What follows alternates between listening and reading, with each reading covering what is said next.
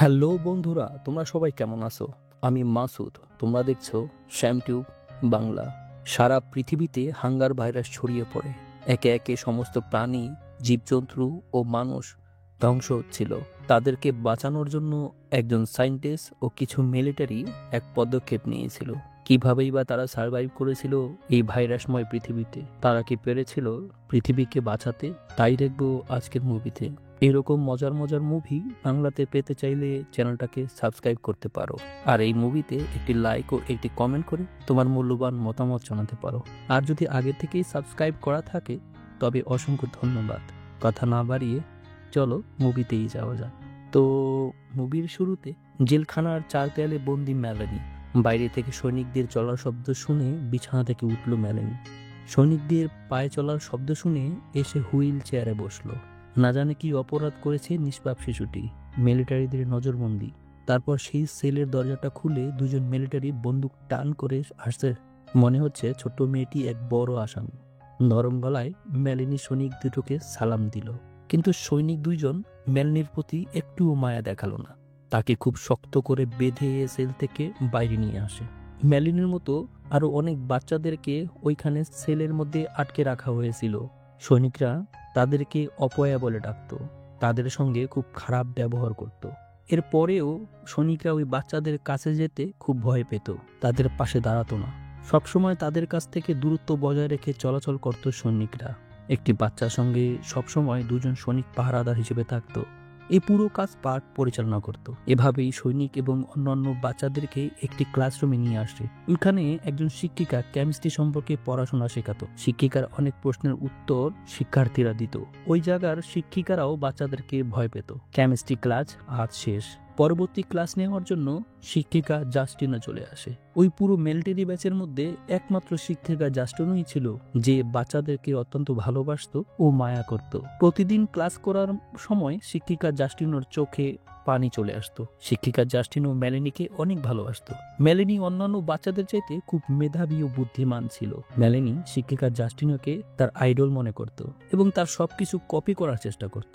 এভাবেই কিছুক্ষণ পড়াশোনা করার পর সৈনিকরা সমস্ত বাচ্চাদেরকে তার প্রত্যেকেই নিজ নিজ সেলে নিয়ে যায়। কিছুক্ষণ পর জেলখানাতে একটি ছোট্ট দরজা দিয়ে সমস্ত বাচ্চাদেরকে খাবার দেওয়া হচ্ছিল। মেলেনি অত্যন্ত ক্ষুধার্ত ছিল, তাই সে পাত্র হাতে তুলে নেয় খাবার জন্য। সে পাত্রে কোনো খাবার ছিল না, ছিল ছোট্ট ছোট্ট পোকা যা নড়াচড়া করছিল ও জীবিত ছিল। সাধারণত যে কোনো মানুষ দেখলে পরে তার শরীর ঘিনঘিন করা শুরু করবে, কিন্তু মেলেনি খুব আনন্দ সহকারে সেই পোকাগুলোকে খাওয়া শুরু করে। পোকাগুলো খাওয়ার পর মেলেনির ভিতরে একটি নেশার মতো কাজ করতে শুরু করে। রাতে ওই জেলখানায় সিনিয়র ডক্টর মিস্টার কলবেল আসে কিছু প্রশ্ন করার জন্য মেলেনির কাছে। এভাবে প্রত্যেক দিন ছোট্ট ছোট্ট বাচ্চাদেরকে প্রশ্ন করার জন্য আসে মিস্টার কলবেল, তাদের আইকিউ চেক করার জন্য। অন্য বাচ্চাদের চাইতে মেলিনির আইকিউ অত্যন্ত শক্তিশালী, সেটা প্রমাণ পেয়েছে ডাক্তার। সেই প্রতিক্রিয়া অনুযায়ী আজ ডাক্তার মেলিনিকে প্রশ্ন করে, 1 থেকে 20-এর মধ্যে যে কোনো একটা নাম্বার তুমি পছন্দ করো তো মেলিনি? মেলিনি নাম্বার 13 পছন্দ করে।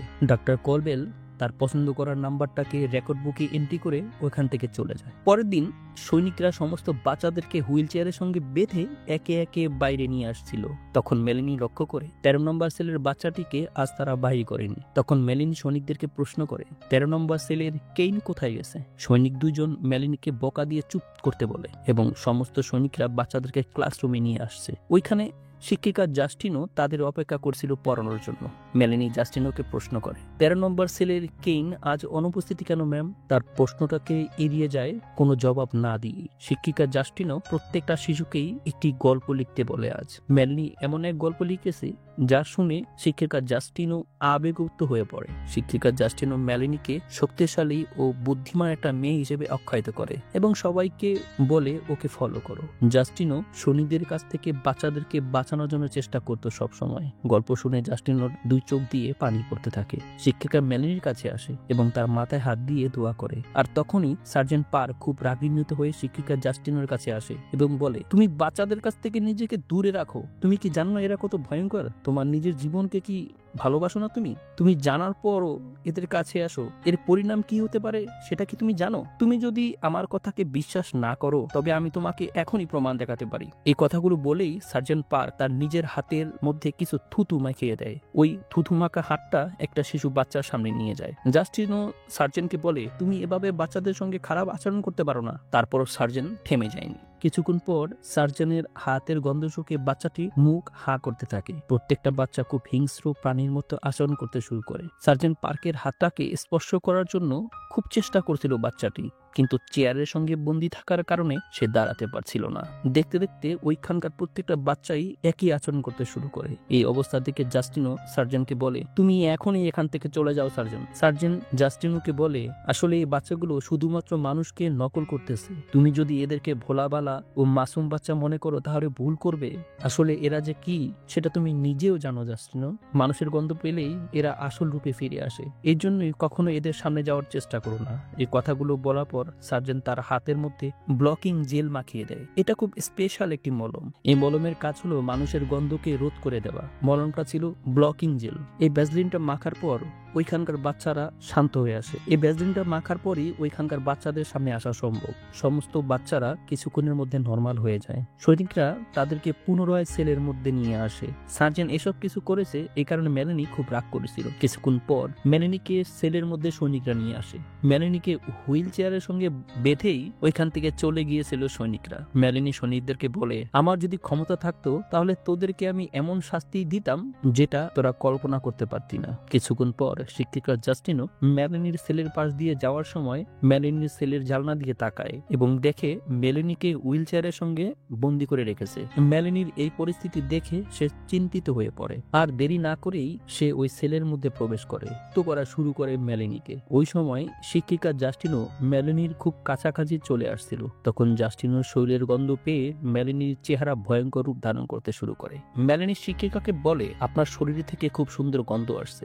জাস্টিনো তার কথার দিকে ধ্যান দিচ্ছিল না। আর তখনই মেলানি খুব ভয়ঙ্কর রূপ ধারণ করতে শুরু করে। মেলানির মুখ নিজে নিজেই খুলতে থাকে আর শিক্ষিকা জাস্টিনোর ঘাড়ের দিকে ধীরে ধীরে আগাতে শুরু করে। মেলানি খুব কষ্ট হচ্ছিল নিজেকে কাবু করতে। শিক্ষিকা জাস্টিনোকে বলে, আপনি খুব দ্রুত আমার এখান থেকে চলে যান, আমি নিজেকে কন্ট্রোল করতে পারছি না ম্যাম। ততক্ষণে জাস্টিনো মেলানির হাত খুলে দিয়েছিল। কিছুক্ষণের মধ্যে জানোয়ারের মতো আক্রমণ শুরু করে। জাস্টিনো সেলের বাইরে চলে আসে দৌড়ে এবং সেলের দরজাটাকে বন্ধ করে দেয়। কিছুক্ষণ পর জানালা দিয়ে দেখতে পায় মেলানি নর্মাল হয়ে গেছে। এরপর আবার ডক্টর কলবেল ওই সেলের কাছে আসে এবং মেলানিকে জিজ্ঞাসা করে, তুমি 1 থেকে 20-এর মধ্যে একটি নাম্বার চুজ করো। আর মেলানি নাম্বার 4 পছন্দ করে। এটা ছিল তার সেল নাম্বার। এই কথাগুলো শুনে ডক্টর কলবেল অবাক হয়ে গিয়েছিল। পরদিন সকালবেলা সৈনিকরা আবার বাচ্চাদেরকে ক্লাসরুমে নিয়ে যাচ্ছে। তখনই মেলানি নিজের হুইল চেয়ারে বসে পড়ে। সৈনিকরা মেলানির সেলের দরজাটা খুলেনি। মেলানিকে ছাড়া সবাইকেই ওই ক্লাসে নিয়ে গিয়েছিল। একটু পরে মেলানির সেলের দরজাটা খুলে একজন সৈনিক ভিতরে আসে আর সে ছিল সার্জন। মেলানি সার্জনকে সালাম দেয়। এরপর সার্জন মেলানিকে ওইখান থেকে নিয়ে যাচ্ছিল, কিন্তু তাকে ক্লাসরুমে নিয়ে যায়নি। তাকে নিয়ে আসছিল আর্মি ক্যাম্পের বাইরে। মেলানি জীবনের প্রথমবার আর্মি ক্যাম্পের বাইরে আসে। ক্যাম্পের বাইরে সব জায়গাতে হইচই শুরু হয়েছিল। চারদিকে শুধু গুলির শব্দ শোনা যাচ্ছিল। তখনই মেলানির সামনে এক ভয়ঙ্কর দৃশ্য চলে আসে। ক্যাম্পের বাইরে সীমানার প্রাচীরের পাশে ভয়ঙ্কর মানুষেরা হইচই করছিল। তারা সবাই ভিতরে ঢোকার চেষ্টা করছিল। তাদের শরীরে ফাঙ্গাসের মতো কিছু রোগ ছিল। মনে হচ্ছিল তারা এই মুহূর্তে কবর থেকে উঠে আসছে। সৈনিকরা সবাই তাদের উপর গুলি করতে থাকে, কিন্তু তাদের মৃত্যুর কোনো ভয় ছিল না। তাদের সংখ্যা এতটাই বেশি ছিল, সৈনিকদের মনে হচ্ছে গুলি বুঝি কম হয়ে যাচ্ছে আজ। সারা পৃথিবীতে এক ভয়ঙ্কর ভাইরাস ছড়িয়ে পড়েছে। এটা একটি ফাঙ্গাল ইনফেকশন ভাইরাস।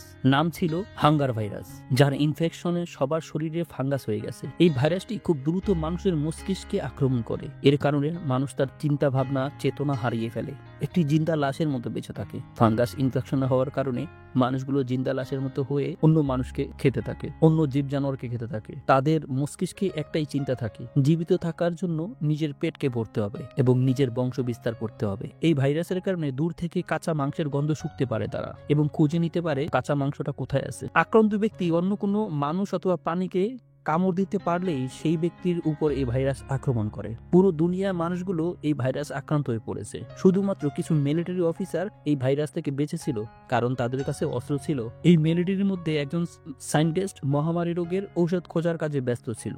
মেলানিও তাদের সঙ্গে যে সকল বাচ্চারা ছিল তাদের উপর এক্সপেরিমেন্ট চালাচ্ছিল। তো বন্দি থাকা বাচ্চাগুলো ছিল তাদের শেষ ভরসা। ডাক্তার কলবেল ছিল এই এক্সপেরিমেন্টের প্রধান পরিচালক। সৈনিকরা মেলানিকে একটি ল্যাবের মধ্যে নিয়ে আসে। ওই ল্যাবের মধ্যে আসার পর একটা মস্তিষ্ক কাচের মধ্যে বন্দি দেখতে পায়। যখন কাচের মধ্যে বন্দি মানুষের মস্তিষ্ক দেখতে পায়, কাচের কৌটোটার ভিতরে 13 নম্বর লেখা ছিল। মেলানি বুঝে ফেলেছে এটা 13 নম্বর সেলের বন্দি ক্যানের মস্তিষ্ক, যে গতকাল ক্লাসে অনুপস্থিত ছিল। ডাক্তার কলবেল ছিল সেই সায়েন্টিস্ট যে এই রোগের ভ্যাকসিন আবিষ্কার করতে চেষ্টা করছে। সে মনে করত মেলানি ও তার সঙ্গে কিছু বাচ্চা অত্যন্ত মেধাবী, আর তাদের রক্তধারা ও মস্তিষ্ক দ্বারা এই রোগের ভ্যাকসিন আবিষ্কার করা সম্ভব।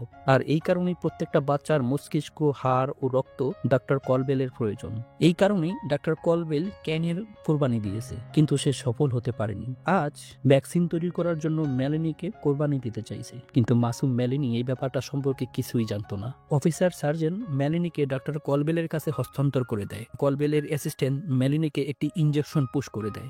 মেলানি বেহুশ হয়ে পড়ে। অ্যাসিস্ট্যান্ট মেলানিকে স্ট্রাকচারের মাধ্যমে বেঁধে ফেলে। তারা মেলানির মস্তিষ্ক বাহির করার জন্য প্রস্তুতি নিচ্ছিল, কিন্তু এখন পর্যন্ত মেলানি পুরোপুরিভাবে বেহুশ হয়নি। এই দৃশ্য দেখার পর অ্যাসিস্ট্যান্ট মেলানিকে আরো একটা ইনজেকশন দেওয়ার সিদ্ধান্ত নেয়। ঠিক সেই সময় শিক্ষিকা জাস্টিনও ওইখানে পৌঁছে যায়। জাস্টিনও কোনো অবস্থাতেই মেলানিকে মারতে দিতে রাজি না। সে একটি ফায়ার অক্সিজেন সিলিন্ডার হাতে উঠিয়ে নেয় এবং ডাক্তারকে ধমকাতে থাকে। ও বলে, এই মুহূর্তে মেলানিকে মুক্ত করে দাও। ডাক্তার কলবেল বলে, জাস্টিনও তুমি বুঝতে পারতেছো না, এই মেয়েটা কোনো মানুষ না, সে হাঙ্গার ভাইরাসের একটি জীবন্ত রূপ, সে শুধু মানুষকে অনুকরণ করে। জাস্টিনও ওই ডাক্তারকে বলে, আপনার ভিতর কি কোনো মানুষবতা বলতে কিছুই নেই? আপনি যদি আমার মতো এদের সঙ্গে সময় পার করতেন তাহলে বুঝতে পারতেন। এই কথাগুলো বলতেন না কখনোই। ডাক্তার কলবেল জাস্টিনোকে শান্ত হতে বলে, আর তার হাত থেকে সার্জিক্যাল ছুরিটাকে নিচে রেখে দেয়। এটা দেখে জাস্টিনো তার হাত থেকে ফায়ার অক্সিজেন সিলিন্ডারটাকে নিচে রাখছিল, আর তখনই ডাক্তার চোখের মধ্যে পেপার স্প্রে মেরে দেয় জাস্টিনোকে। ওই সময় ডাক্তারের অ্যাসিস্ট্যান্ট দুজন সৈনিককে ডেকে ভিতর নিয়ে আসে। তারা শিক্ষিকা জাস্টিনোকে সেখান থেকে ধরে নিয়ে যায়। এরপর ডাক্তার কলবেল মেলানিকে অপারেশন করার জন্য আবার প্রস্তুতি নেয়। আর ঠিক তখনই মিলিটারি একাডেমির মধ্যে সতর্ক সাইলেন্ট বেজে ওঠে। এটা ছিল বিপদ সংকেত। তারপরও অপারেশন শুরুর প্রস্তুতি নিচ্ছিল ডাক্তার। সে তার অ্যাসিস্ট্যান্টকে বলে, ল্যাবের শাটার বন্ধ করে দাও। অ্যাসিস্ট্যান্ট ল্যাবের শাটার বন্ধ করতেছিল। সে তাকিয়েছিল ডাক্তার কলবেলের দিকে, আর ডাক্তার কলবেলের ধ্যান ছিল মেলানির দিকে। অ্যাসিস্ট্যান্ট দেখতে পায়নি হাঙ্গার ভাইরাসের একটা বাহিনী তার দিকে খুব দ্রুত এগিয়ে আসছে। শাটার বন্ধ হওয়ার আগেই ল্যাবের গ্লাস ভেঙে একজন হাঙ্গার ভাইরাস আক্রান্ত ব্যক্তি ওই অ্যাসিস্ট্যান্টের ঘাড়ের মধ্যে কামড় দিয়ে দেয়। এই দৃশ্য দেখে ডাক্তার কলবেল একটি ভাঙা গ্লাসের টুকরো নিয়ে ওই হাঙ্গার আক্রান্ত ব্যক্তির গায়ে একের পর এক আঘাত করে তাকে মেরে ফেলে। আর তখন ডাক্তার অনুভব করে যে কাচের টুকরোর মাধ্যমে কে মেরেছিল ওটা দ্বারা তার হাত কেটে গেছে, এবং ওই গ্লাসের টুকরোর মধ্যে হাঙ্গার ভাইরাসের রক্ত মাখানো ছিল, আর তার ক্ষতস্থানে হাঙ্গার ভাইরাসের রক্ত লেগে গেছে। ওই মুহূর্তে হাঙ্গার ভাইরাসের কামড়ানোর কারণে অ্যাসিস্ট্যান্ট হাঙ্গার আক্রান্ত হয়ে পড়েছিল, আর সে ডাক্তার কলবেলকে কামড় দেওয়ার জন্য চেষ্টা করছিল। ডাক্তার কলবেল ওইখান থেকে দ্বিতীয় দরজা দিয়ে খুব দ্রুত পালিয়ে যায়। মেলানির দিকে তাকিয়ে অ্যাসিস্ট্যান্ট চিৎকার চেঁচামেচি করছিল। আশ্চর্যের ব্যাপার, তাকে কিছুই করেনি। মেলানিকে ছেড়ে সে নিচের ফ্লোরে পড়ে থাকা নিজের রক্তকে সে চেটে পুটে খেতে শুরু করে। মেলানি তার পাশে থাকা একটি সার্জিক্যাল ছুরি দিয়ে নিজেকে মুক্ত করে ল্যাব থেকে পালিয়ে আসে।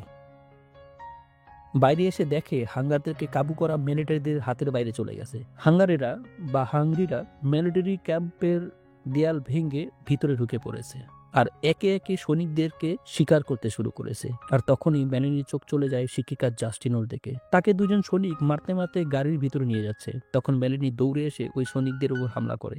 মেলানি ওই সৈনিকদের ঘাড়ের মধ্যে কামড়ে ধরে এবং তাদের মাংস চিবিয়ে খেতে শুরু করে। এতে মেলানি এর মধ্যে নেশার মতো একটা কাজ করে এবং সে শুয়ে পড়ে সেখানে। এই দৃশ্য দেখে শিক্ষিকা জাস্টিনো ওইখান থেকে মেলানিকে কোলে তুলে নেয়। জাস্টিনোকে চারদিক থেকে হাঙ্গরিরা ঘিরে ফেলেছিল। হঠাৎ তার নজর পড়ে মিলিটারি গাড়ির দিকে। ওই গাড়ি সমস্ত হাঙ্গরিদেরকে পিষে আসছিল। ওই গাড়িতে সার্জন পার্ক ছিল, তার সঙ্গে দুজন সৈনিক ছিল।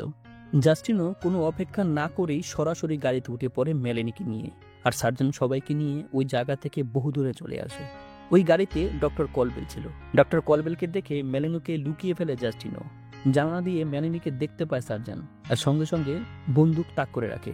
জাস্টিনো ওই জায়গা থেকে অনেক দূরে যাওয়ার জন্য বলে মেলানিকে, এবং সার্জনকে বলে মেলানি তাদেরকে কোনো ক্ষতি করবে না, তাকে যেতে দাও। মেলানি তাদের থেকে বহু দূর চলে গেছে। নির্জন একটি জায়গায় চুপচাপ বসে পড়ে। সার্জন ও তার টিম মিলিটারি ব্যারাক হারিয়ে ফেলেছে। পৃথিবীতে এখন আর কোনো সুরক্ষিত জায়গা নেই, শুধুমাত্র তাদের হেড ব্যারাক ছিল সুরক্ষিত। সার্জেন্ট তার টিম সহ ওই মিলিটারি ব্যারাকে যাওয়ার জন্য প্ল্যান করছিল। ওই মিলিটারি ব্যারাক তাদের কাছ থেকে অনেক দূরে অবস্থিত, তাই প্রথমে খাবার ও পানি সংগ্রহ করার জন্য তারা বেরিয়ে পড়ে। সার্জেন্ট মেলেনিকে তাদের সঙ্গে নিতে চাইছে না, তখন মেলেনিকে তাদের সঙ্গে নিয়ে যাওয়ার জন্য জাস্টিনো সার্জেন্টকে সুপারিশ করে, কিন্তু সার্জেন্ট কোনো অবস্থাতেই রাজি না তাকে তাদের সঙ্গে নিয়ে যাওয়ার জন্য। তখন ডাক্তার কলবেল বলে, সার্জেন্ট, আমাদের সঙ্গে মেলেনিকে নিয়ে যেতেই হবে ভ্যাকসিন তৈরি করার জন্য, সে আমাদের শেষ ভরসা, এছাড়া আমাদের হাতে আর কোনো উপায় নেই। এই কথা শুনে জাস্টিনো ডাক্তার কলবেলকে জোরে এক থাপ্পড় দেয়। তখন জাস্টিনোকে শান্ত করে সার্জেন্ট মেলেনিকে তাদের সঙ্গে নিয়ে যাওয়ার জন্য রাজি হয়, তবে গাড়ির ভিতরে নয়, গাড়ির উপরে একটি চেয়ার বসিয়ে বেঁধে নিয়ে যেতে রাজি হয়েছে। মেলেনির মুখে একটি মাস্ক পরিয়ে দেয় যাতে সে কাউকে কামড় দিতে না পারে। তাদের যাত্রা শুরু করে মিলিটারি ব্যারাকের হেড অফিসের দিকে। তাদের সামনে একটি নদী পড়ে, সবাই গাড়ি থেকে নেমে পানি সংগ্রহ করতে থাকে। তারা সবাই চুপচাপ ও নীরবতা অবলম্বন করছিল। চারদিকে হাঙ্গেরি ভাইরাসের আক্রান্ত ব্যক্তির সংখ্যা অনেক বেশি।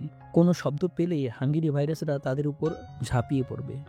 বাতাসের কারণে গাছের ডালপালা নড়াচড়া করছিল, আর তখন একজন সৈনিক ভয় পেয়ে গুলি করে দেয়। গুলির শব্দে সমস্ত হাঙ্গেরি আক্রান্ত ব্যক্তিরা খুব দ্রুত এগিয়ে আসছে তাদের দিকে। দ্রুত সবাই ওইখান থেকে দৌড়ে তাদের গাড়ির দিকে চলে আসে। সৈনিকরা সাইলেন্সার ব্যবহার করে গুলি করতেছিল যাতে কোনো শব্দ না হয়, কিন্তু হাঙ্গেরি ভাইরাসের আক্রান্ত ব্যক্তির সংখ্যা এতটাই বেশি ছিল তাদেরকে গুলি করেও কাবু করতে পারছিল না। ওই জায়গা থেকে পালানোর জন্য গাড়ি ব্যবহার করতে চেষ্টা করেছিল, কিন্তু গুলি বর্ষণ হওয়ার কারণে গাড়ির তেলের টাঙ্কিটা ছিদ্র হয়ে গেছে, সম্পূর্ণ তেল পড়ে গেছে মাটিতে। তখন সার্জেন্ট সিদ্ধান্ত নেয় তারা পায়ে হেঁটে মিলিটারি হেড অফিসের দিকে যাবে। সরাসরি লন্ডন শহর হয়ে তারা ওই জায়গাতে যাবে, কারণ ওই জায়গা থেকে লন্ডন শহরটা খুব কাছাকাছি ছিল। সার্জেন্ট জানতো লন্ডন শহর পুরোটাই হাঙ্গেরি ভাইরাসে ভরে গেছে, তাই সবাই লন্ডন শহরের দিকে যাত্রা শুরু করে। লন্ডন শহরে পৌঁছে তারা দেখতে পায় শহরের প্রত্যেকটা অলিগলিতে হাঙ্গেরি ভাইরাস আক্রান্ত ব্যক্তিরা দাঁড়িয়ে আছে। খাবারের যত দোকান আছে সেগুলো লুট হয়ে গেছে আগেই। সামনে যাওয়ার জন্য তাদের হাতে অবশিষ্ট কোনো রাস্তাই বাকি ছিল না। তাই সার্জেন্ট জেনে শুনেই সিদ্ধান্ত নেয় আমাদেরকে এই ঝুঁকিটা নিতেই হবে। তাই সবাই নিজ নিজের শরীরে ব্লকিং জেল মাখিয়ে নেয় যাতে কোনো হাঙ্গেরি তাদের শরীরে গন্ধ শুকতে না পারে। আলতোভাবে পথ চলছিল কোনো রকম শব্দ ছাড়াই, আর সেদিকে বিশেষ লক্ষ্য রাখছিল যাতে শব্দ না হয়, কারণ শব্দ হলেই ওই সমস্ত হাঙ্গেরিরা পুনরায় জেগে উঠবে। শহরের মধ্যে পথ চলার সময় তাদের শরীরের হিম হয়ে যাচ্ছিল। মানুষকে দেখে তারা হতভম্ব হয়ে গেছে। একটি হাঙ্গেরি ছোট্ট একটি বাচ্চাকে সঙ্গে নিয়ে পথ চলছে। তারা কোনো উপায় না পেয়ে পাশে একটা হসপিটালের মধ্যে ঢুকে পড়ে। সার্জেন্ট মেলেনিকে ওইখানে হাতকড়া পরিয়ে দেয়। ডাক্তার কলবেল মেলেনিকে পাহারা দেওয়ার জন্য বসেছিল। জাস্টিনো ও অন্যান্য সৈনিকরা সামনে চলে যায় যাতে তাদের দিকে কোনো হাঙ্গেরি ভাইরাস আক্রান্ত আসতে না পারে, সেই দিকটা খেয়াল রাখার জন্য। তখন মেলেনি ডাক্তার কলবেলকে জিজ্ঞাসা করে, ডাক্তার, আমি কোথা থেকে এসেছি, আমি কি, কেনই বা আমার সঙ্গে আপনারা এরকম আচরণ করেন? ডাক্তার কলবেল বলে, ভাইরাসের আক্রমণ হওয়ার কারণে আমি ও আমার সঙ্গীরা সার্ভাইভ করার জন্য একটি জায়গা খুঁজছিলাম। আমরা একটা জায়গাতে পৌঁছে যাই, সেখানে কিছু বাচ্চাদেরকে দেখতে পাই। তারা হাঙ্গর ভাইরাসে আক্রান্ত ছিল, তবে তাদের ভাষণটা একটু আলাদা ছিল। ভাইরাসে আক্রান্ত হওয়ার পর তারা শিশু বাচ্চার মতো আচরণ করছিল, অন্যান্য ভাইরাসে আক্রান্ত ব্যক্তির মতো তারা আচরণ করছিল না। এই কথা শুনে মেলেনি ডাক্তারকে বলে, ওই বাচ্চাগুলো কোথা থেকে এসেছে? ডাক্তার কলবেল বলে, যেখান থেকে সমস্ত বাচ্চারাই আসে, নিজের মাতৃগর্ভে থেকে। ওই বাচ্চাগুলো হসপিটালে পাওয়া গিয়েছিল তাদের মায়ের সঙ্গে, কিন্তু তাদের মায়ের শরীরটা ক্ষতবিক্ষত ছিল। ওই হসপিটালে সমস্ত প্রেগনেন্ট মহিলা আক্রান্ত হয়ে পড়েছিল। আক্রান্ত মহিলাদের গর্ভে থাকা বাচ্চাগুলো জন্মগতভাবে হাঙ্গেরি ভাইরাসে আক্রান্ত হয়ে পড়ে। বাচ্চাগুলো তাদের মায়ের পেটের ভিতর থেকে সমস্ত অর্গানকে কামড়ে ছিঁড়ে খেয়ে বাইরে চলে আসছে। প্রতিটা মহিলার দেহই ক্ষতবিক্ষত পাওয়া গেছে। ওই বাচ্চাগুলো হয়ে পড়েছিল হাঙ্গেরি ভাইরাসের সেকেন্ড জেনারেশন। তার মানে হলো হাইব্রিড, অর্ধেক মানুষ ও অর্ধেক হাঙ্গেরি। তাহলে আমি কি একজন হাইব্রিড হাঙ্গেরি? তবে আমি কি আমার মায়ের গর্ভ থেকে সমস্ত অর্গানকে টেনে ছিঁড়ে খেয়ে পৃথিবীতে এসেছিলাম? আমি কি আমার মাকে পৃথিবীতে আসার জন্য কামড়ে ছিঁড়ে খেয়ে ফেলেছি? এটা হতেই পারে না। ডাক্তার কলবেল বলে, এটাই সত্যি। এই ভাইরাসের বীজ তোমার মস্তিষ্কের মধ্যে আটকে আছে, তবে তোমার মধ্যে কিছু গুণাগুণ আছে যার কারণে এই ফাঙ্গাস ইনফেকশনের ভ্যাকসিন তৈরি করতে পারবো এবং মানব জাতিকে বাঁচাতে পারবো। এই কথাগুলো শুনে মেলানি ওইখানে স্তব্ধ হয়ে বসে পড়েছিল। পরের দিন সার্জন বাইরে তাকিয়ে দেখে সমস্ত হাঙ্গেরিরা হসপিটালের বাইরে অপেক্ষা করছে। এই বিষয়টা দেখে সার্জন তার সঙ্গীদেরকে ডেকে বলে, আমরা খাবার পানি ছাড়া বাঁচবো কিভাবে? যে কোনো উপায় হোক আমাদের এখান থেকে বের হতে হবে। অপর সৈনিক কলাহার বলে, আমার মনে হয় একটু অপেক্ষা করা উচিত। যদি এই রাস্তা দিয়ে কোনো জীবিত বিড়াল অথবা কুকুর যাতায়াত করে তবে হাঙ্গরিরা তাদের পিছু করবে এবং আমরা সুযোগ বুঝেই এখান থেকে বেরিয়ে পড়বো। তখনই মেলিনি বলে, আমি এদেরকে এখান থেকে অন্যত্র সরিয়ে নিতে পারবো। এরা কেউ আমার কোনো ক্ষতি করবে না। আমি এখান থেকে সমস্ত হাঙ্গরিদেরকে অন্যত্র নিয়ে যাওয়ার ব্যবস্থা করি। এরপর মেলিনি হসপিটাল থেকে বাইরে আসে। সে একজন হাইব্রিড হাঙ্গরি হওয়ার কারণে বাইরে অন্যান্য হাঙ্গাররা তার কোনো ক্ষতি করেনি। মেলানি জীবনের প্রথমবার মুক্ত হয়ে বাইরে আসছে। আশপাশের সমস্ত জায়গাগুলোকে পর্যালোচনা করতে থাকে এবং খুঁজে দেখতে থাকে কোন রকম খাবার পাওয়া যায় কিনা। তখনই মেলানির চোখ একটি জীবিত বিড়ালের উপর পড়ে। ওই বিড়ালটাকে দেখার পর মেলানি মাস্ক খুলে দৌড়ে ঝাঁপিয়ে পড়ে বিড়ালটির উপর এবং জীবিত কামড়ে খেয়ে ফেলে। মেলানির ক্ষুধা শান্ত হওয়ার পর সে পুনরায় নর্মাল হয়ে যায়, আবার খাবারের খোঁজে বেরিয়ে পড়ে। একটা বাড়িতে পৌঁছে যায় মেলানি একটি জীবিত কুকুরকে খুঁজে পায়। ওই কুকুরটা তার সঙ্গে নিয়ে চলে আসে হাসপাতালের সামনে অপেক্ষারত হাঙ্গেরিদের কাছে। ওইখানে এসেই সে জীবিত কুকুরটাকে ছেড়ে দেয়। সমস্ত হাঙ্গেরিরা কুকুরের পিছু ছুটতে থাকে। হাসপাতালের সামনে জায়গাটা খালি হয়ে যায়। মেলানি ল্যাবে ফিরে আসে। সবাই দেখতে পায় মেলানির মুখে রক্ত, কাপড় চোপড় রক্তাক্ত। এই বিষয় দেখে তারা ভয় পেয়ে যায়। তখন মেলানি তাদেরকে বলে, আমার ক্ষুধা শান্ত করে ফেলেছে, আমাকে ভয় পাওয়ার কোনো কারণ নাই। এরপরেই সার্জন আবার মেলানিকে মাস্ক পরিয়ে দেয় এবং হাত পিঠে বেঁধে দেয়। সামনের দিকে এগোতে থাকে তারা। মেলানি সামনে থেকে হাঙ্গরিদেরকে দূরে সরিয়ে দিচ্ছিল। তখনই তারা একটি জায়গায় এসে পৌঁছে যায়। দেখতে পায় মৃত হাঙ্গরি নাক, মুখ ও চোখ দিয়ে একটি গাছ জন্ম নিয়ে বড় হয়ে গেছে। ওই গাছে অনেক ফুল ও ফল জন্ম নিয়েছে। ফলগুলো দেখতে আলাদা মনে হচ্ছিল। এরকম গাছ পৃথিবীতে আজ পর্যন্ত একটাও পাওয়া যায়নি। এই দৃশ্য দেখার পর সার্জন জিজ্ঞাসা করে, আসলে এটা কি কলবেল?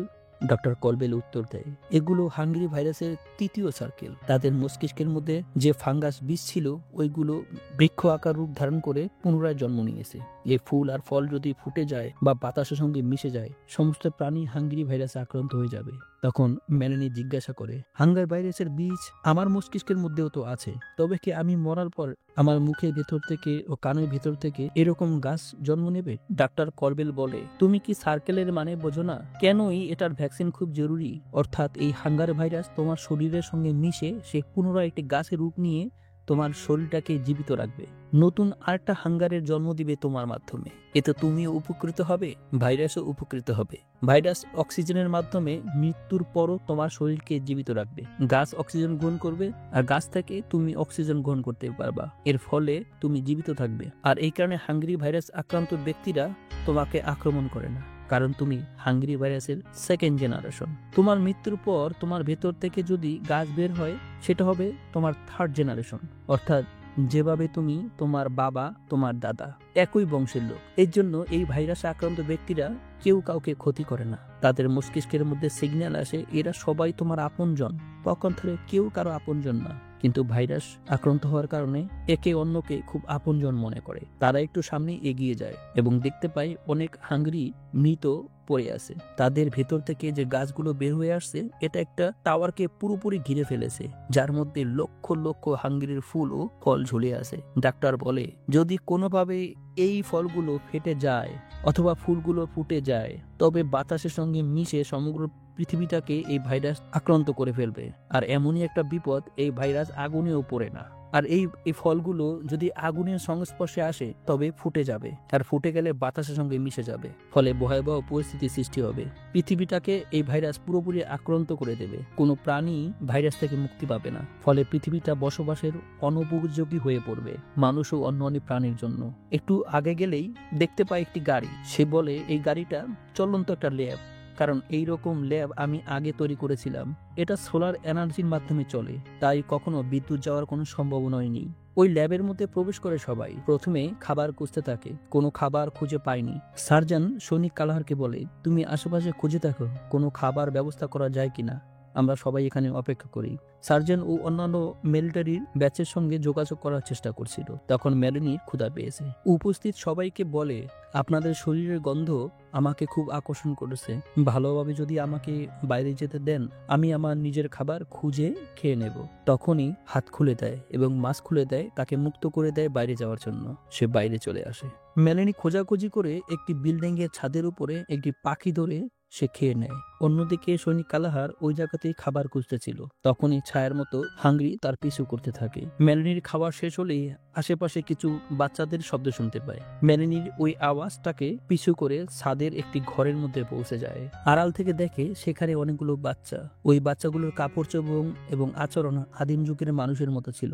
মেলানির মতো হাইব্রিড ছিল, অর্ধেক মানুষ অর্ধেক হাঙ্গরি, কিন্তু তাদের লালন পালন করার মতো কেউ ছিল না। তাই তাদের আচরণগুলি কিছুটা জঙ্গলি মানুষের মতো। তখন তাদের মধ্যে একজন ওই রুমের মধ্যে প্রবেশ করে এবং সে সবাইকে বলে সে একটি শিকার খুঁজে পেয়েছে। আসলে ওই বাচ্চাটি যে শিকারের কথা বলছে সে ছিল সৈনিক কোলাহার। ওই বাচ্চাটা সৈনিক কোলাহারকে অনেকক্ষণ যাবৎ ফলো করছিল লুকিয়ে লুকিয়ে। তখনই একজন হাইব্রিড একটি ব্যাট হাতে নিয়ে দাঁড়িয়ে পড়ে এবং শিকারে যাবে বলে সবাইকে তৈরি হতে বলে। সবাই মিলে সৈনিক কোলাহারের দিকে দৌড়ে ছুটে যায়। মেলানি ওইখান থেকে দ্রুত ল্যাবের দিকে আসে। সার্জন ও জাস্টিনোকে বলে কোলাহার খুব বড় বিপদে পড়েছে, তার পিছনে কিছু হাইব্রিড হাঙ্গিয়ে পড়েছে। অন্যদিকে কোলাহার রাস্তার মধ্যে একটি কোল্ড ড্রিঙ্কস খুঁজে পায়। ওটাকে হাতে নিলেই একটি দূরে আরো একটি কোল্ড ড্রিঙ্কস খুঁজে পায়। একটু সামনের দিকে এগিয়ে আসলেই সে একটি কনফেকশনারির দোকান দেখতে পায়। কোলাহার কোনো চিন্তা ভাবনা না করেই ওই কনফেকশনারির মধ্যে ঢুকে পড়ে। ঢোকার সময় তার সমস্ত অস্ত্র ও সঙ্গে থাকা সরঞ্জামাদি বাইরে রেখে ঢুকে পড়েছিল। কনফেকশনারির শাটারটা পুরোপুরি খুলতে পারছিল না। ভেতরে ঢোকার পর ওই স্টোর দেখে খুব আনন্দিত হয়ে পড়ে। পুরোপুরি খাদ্য সামগ্রীতে ভরপুর ছিল। আসলে কোলাহর বুঝতে পারে নাই এটা ছিল ওই হাইব্রিড বাচ্চাদের একটি ফাঁদ। সার্জন ওকিটকির মাধ্যমে কোলাহরের সঙ্গে যোগাযোগ করতে চেষ্টা করেছিল, কিন্তু যোগাযোগ করতে পারছিল না। কোলাহর তার সমগ্র ইনস্ট্রুমেন্ট বাইরে রেখে কনফেকশনারির ভেতরে ঢুকেছিল, তাই ওয়াকিটকি শব্দ তার কান পর্যন্ত পৌঁছাচ্ছিল না। যখন কোলাহারের কোনো শব্দ পাচ্ছিল না তখন কোলাহারকে খোঁজার জন্য বেরিয়ে পড়ে সার্জন ও জাস্টিনো। সঙ্গে মেলানিও ছিল। মেলানি কোলাহারের গন্ধ শুকে খুঁজে বের করতে চেষ্টা করছিল। অন্যদিকে কোলাহার স্টোরের মধ্যে মজা করে স্ন্যাক্স খাচ্ছিল। তখনই এক হাইব্রিড তার পিছনে চলে আসে। কোলাহার হাইব্রিডকে দেখে আতঙ্কিত হয়ে পড়ে। কোলাহার তখন ওই হাইব্রিড বাচ্চাকে ফলো করছিল। পেছন থেকে অন্য দুই হাইব্রিড হাঙ্গরি এসে কোলাহারের আক্রমণ করে দু পায়ের মাংস ছিঁড়ে খেয়ে ফেলে। সঙ্গে সঙ্গে অন্য হাঙ্গরিরা চলে আসে এই দৃশ্য দেখে। কোলাহার বলে, আমার কাছে বোমা আছে, আমি এটাকে ফুটিয়ে দেব, ফলে তোমরা সবাই মারা যাবে। ওই হাইব্রিডরা মোটেও ভয় পাচ্ছিল না। তারা সবাই একসঙ্গে কোলাহারের উপর ঝাঁপিয়ে পড়ে। তার শরীরে মাংস কামড়ে ছিঁড়ে খেতে শুরু করে। মেলানি গন্ধ শুকতে শুকতে সার্জন ও জাস্টিনোকে নিয়ে কনফেকশনারির ভিতরে চলে আসে। যখন ভিতরে প্রবেশ করে দেখতে পায় হাইব্রিডরা সবাই মিলে কোলাহারের শরীরের অর্ধেক অংশ খেয়ে ফেলেছে। মেলানি সার্জনকে বলে, আপনারা মাথা নিচু করে আমার পিছু পিছু আসতে থাকেন, যাতে দূর থেকে মনে হয় আমি আপনাদের লিডার, নয়তো অন্যান্য হাঙ্গরিরা আক্রমণ করতে সাহস করবে। তারা যখন ল্যাবের মধ্যে ফিরে আসে দেখতে পায় ডাক্তার কলবেল একটি মাস্ক পরে আছে। একটি গ্যাস সিলিন্ডার লিক হয়ে গেছে। ওই গ্যাস সিলিন্ডার থেকে গ্যাস বেরোচ্ছে, এই কারণে ডাক্তার কলবেল মাস্ক পরে আছে। গ্যাসের কারণে জাস্টিনো, সার্জন ও মেলানি বেহুশ হয়ে পড়ে। মূল ব্যাপারটা হলো গ্লাসের মাধ্যমে ডাক্তার কলবেলের হাত কেটে গিয়েছিল, ওইখানে ইনফেকশন হয়ে গেছে। সে কিছুটা সময় পরে মারা যাবে। মারা যাওয়ার আগে সে চাইছে হাঙ্গরি ভাইরাসের অ্যান্টি ভ্যাকসিন তৈরি করতে, এতে কেউ তাকে যেন বাধা দিতে না পারে। তাই তিনজনকে বেহুশ করে ফেলেছে গ্যাসের মাধ্যমে। ডাক্তার কলবেল মেলানিকে টেনে অপারেশন রুমের দিকে নিয়ে আসে তার মস্তিষ্ক বাহির করার জন্য। আর তখনই মেলানি উঠে দাঁড়িয়ে পড়ে। ডাক্তার কলবেল মেলানিকে মারার জন্য হাতে ছুরি নেয়। মেলানি বলে, এরকমটা চেষ্টাও করবেন না ডাক্তার, তোমার চাইতে আমি শক্তিশালী, তুমি সেটা নিজেও জানো। হয়তো তুমি জানো না, মানুষের মধ্যে বেঁচে থাকার আমার অক্সিজেনের প্রয়োজন হয় না, আমি নিঃশ্বাস বন্ধ করে কয়েক ঘন্টা থাকতে পারি। একথা শুনে ডাক্তার কলবেল বলে, আমার মনে হচ্ছে তোমার শরীরে অক্সিজেন দেয় হাঙ্গরি ভাইরাস, তাও জীবিত অবস্থাতে। মেলানি, আমি কিছুক্ষণ পরেই মারা যাব। আমার কাছে সব রকম ইনস্ট্রুমেন্ট আছে ভ্যাকসিন তৈরি করার মতো। আমার শুধু প্রয়োজন তোমার মস্তিষ্ক আর তোমার হাড়ের। এটা তুমি আমাকে দিয়ে দাও, আমি পুরো পৃথিবীটাকে বাঁচিয়ে রাখার ব্যবস্থা করি। মেলানি, তুমি কি চাও শিক্ষিকা জাস্টিনো জীবিত একটা লাশের মতো পরিবর্তন হয়ে যাক? সে তোমাকে সন্তানের মতো ভালোবাসে। মেলানি বলে, না, সে অন্য কোনো মিলিটারি ব্যারাকের মধ্যে সুরক্ষিত থাকবে। কলবেল বলে, যখন ওই বড় গাছটা তার ফুল ও ফল ফুটবে এবং বাতাসের সঙ্গে মিশে যাবে তখন কি হবে? সমস্ত প্রাণীকে তার নিজের আওতায় নিয়ে নেবে। তবে শিক্ষিকা জাস্টিনো কিভাবে বাঁচবে? মেলানি ডাক্তারকে বলে, আমার মরার পর কি হবে? ডাক্তার কলবেল বলে, তোমার মস্তিষ্ক ও হাড় দিয়ে ভ্যাকসিন আবিষ্কার হবে। মেলানি বলে, তাহলে অন্যান্য হাইব্রিডদের কি হবে? ডাক্তার কলবেল বলে, তারা মারা যাবে। মেলানি বলে, মানুষকে বাঁচানোর জন্য আমরা কেন নিজেদেরকে কোরবানি দেব? আপনারা মানুষ নিজেকে বাঁচানোর জন্য যেভাবে সংঘর্ষ করেন, অন্য প্রাণীকে হত্যা করেন এবং তাদেরকে খান, এভাবে আমরাও ফাঙ্গাসরা, হাঙ্গররা, হাঙ্গরিরা অন্যান্য প্রাণীকে খাই, সংঘর্ষ করি। আমাদের বেঁচে থাকাটা কি অপরাধ? মেলানি ডাক্তারকে বলে, যদি বেঁচে থাকতে চান তবে এই মোবাইল ল্যাব থেকে বাইরে আসবেন না। এই বলে দেশলাইট হাতে তুলে নেয় এবং মেলানি চলে আসে সেই উঁচু টাওয়ারের কাছে, যেখানে লক্ষ লক্ষ হাঙ্গর ফুল ও বীজ ছিল। হাঙ্গেরি ভাইরাসের 3rd জেনারেশন গাছ। সেই গাছটাতে আগুন লাগিয়ে দেয়। হাঙ্গেরি ভাইরাসের ফুল ও ফল ফেটে যায়, হাওয়ার সঙ্গে মিশে সারা পৃথিবীতে হাঙ্গেরি ভাইরাস ছড়িয়ে পড়ে। আর মুভিটা এখানেই শেষ হয়ে যায়। যদি মুভিটা ও গল্পটা ভালো লাগে তবে চ্যানেলটাকে সাবস্ক্রাইব করে দিও। দেখা হবে পরবর্তী মুভিতে। ততক্ষণ পর্যন্ত আমাদের সঙ্গেই থাকো। আল্লাহ হাফেজ।